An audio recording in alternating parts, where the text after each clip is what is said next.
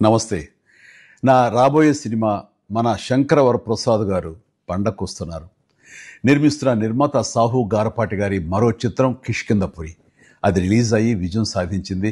ఆ సినిమా చూసిన నాకు ఒక మంచి ప్రయత్నం చేశాడనిపించింది. అందుగాను ఆ చిత్ర దర్శక నిర్మాతలతో పాటు ఆ చిత్రంలో పనిచేస్తున్న నటీనటులకు అలాగే మిగతా క్రూ అందరికీ నా శుభాభినందనలు. సాధారణంగా హారర్ సినిమాలంటే భయాన్ని ఎలివేట్ చేస్తూ ఒక దెయ్యం కథ చెప్పడం జరుగుతుంది. కానీ 'కిష్కింధపురిలో' హారర్‌తో పాటు ఒక మంచి సైకలాజికల్ పాయింట్‌ను కూడా యాడ్ చేసి చెప్పడం చాలా బాగుంది.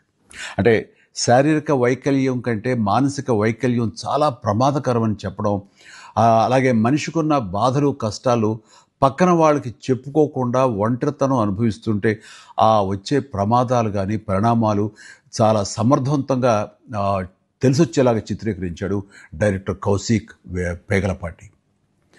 ఈ చిత్రం ద్వారా బెల్లంకొండ సాయి శ్రీనివాస్ ఒక మంచి విజయం తన ఖాతాలో వేసుకున్నాడు. అలాగే అనుపమ పరమేశ్వర్ కూడా ఒక మంచి విజయం దక్కించుకుంది. మ్యూజిక్ డైరెక్టర్ చేతన్ భరద్వాజ్ తన పనితనం బాగా చూపించాడు.